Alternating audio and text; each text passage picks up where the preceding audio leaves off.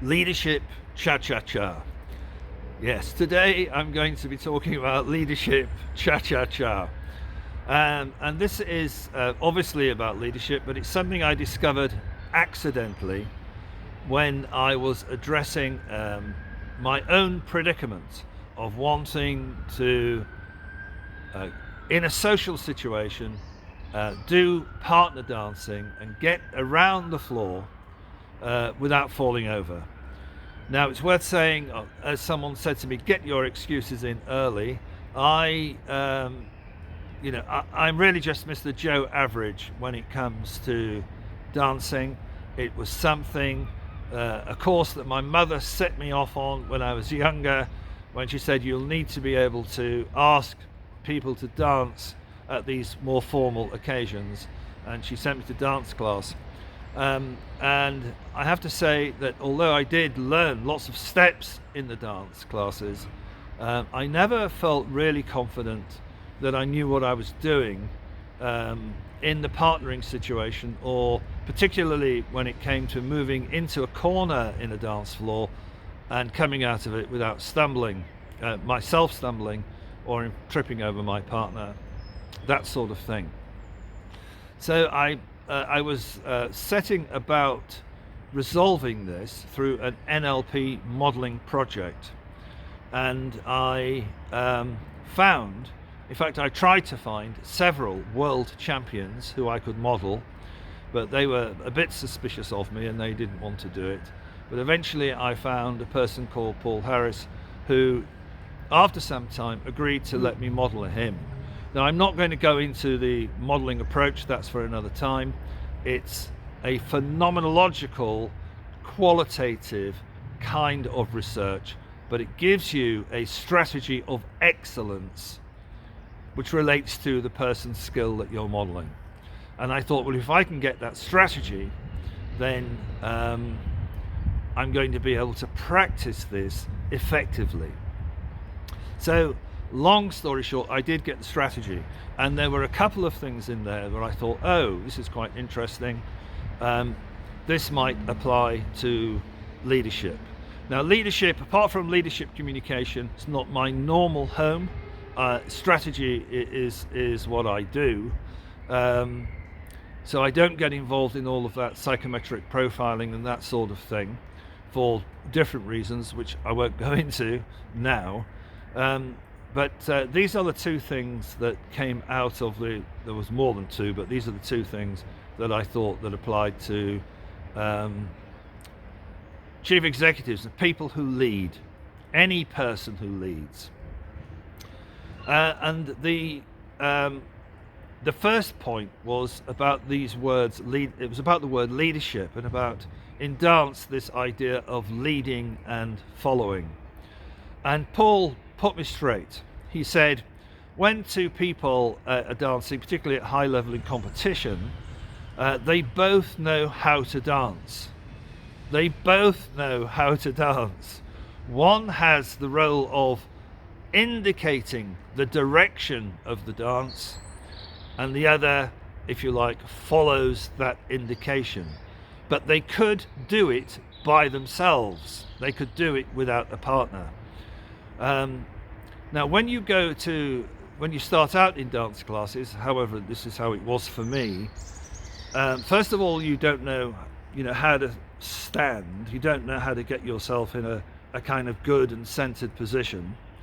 And you've got this idea that you've got to focus on the steps, so you're always looking down at your feet rather than focusing on the kind of frame that you're making for the person that you're dancing with. And this sort of this leads to many problems to do with pushing. So pushing and or pulling your dance partner to compensate either for your lack of ability or their lack of ability, when you're learning.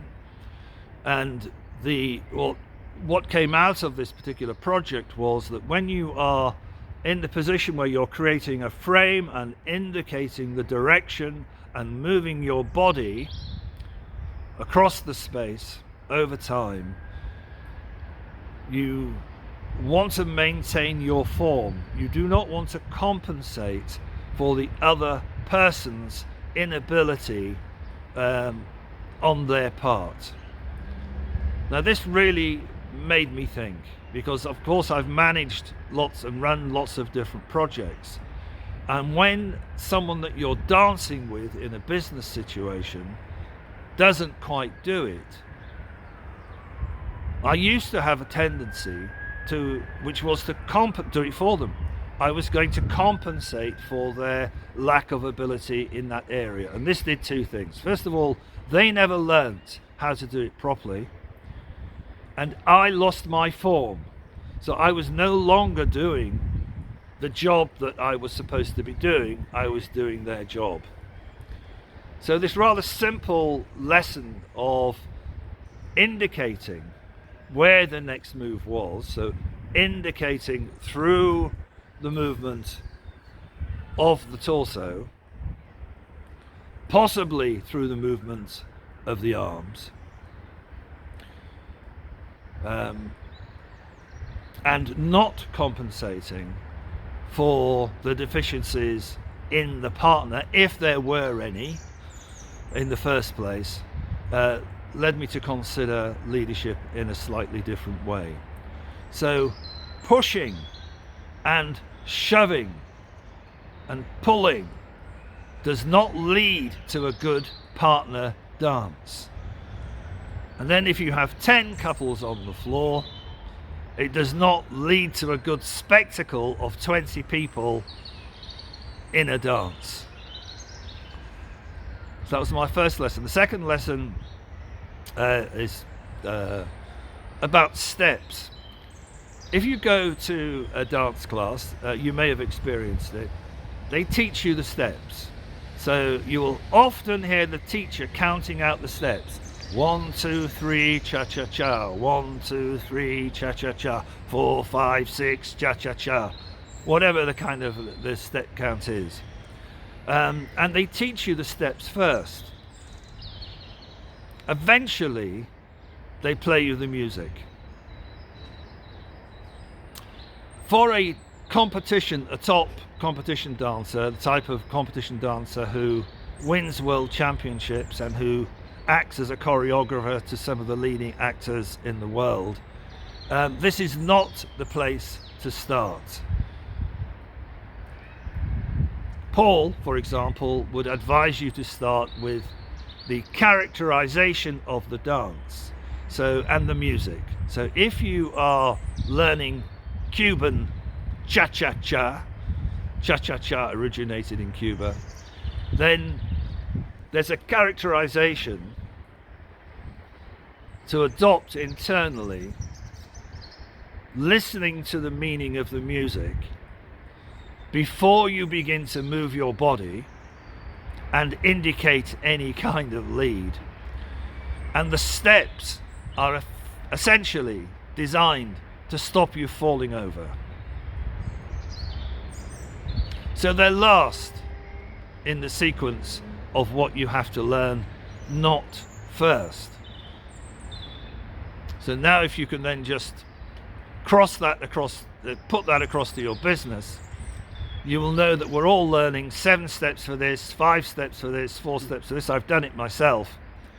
And let's say it's about sales or customer service or innovation or creativity.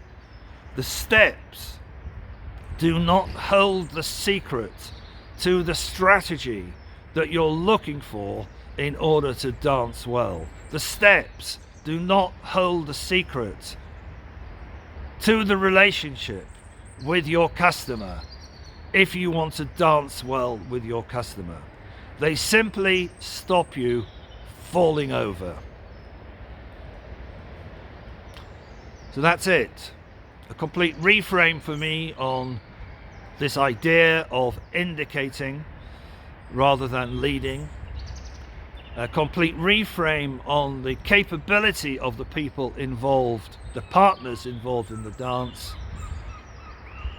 and knowing where to start. A complete reframe on where to start if you want to get a core strategy that teaches you to do something well. leadership, cha-cha-cha.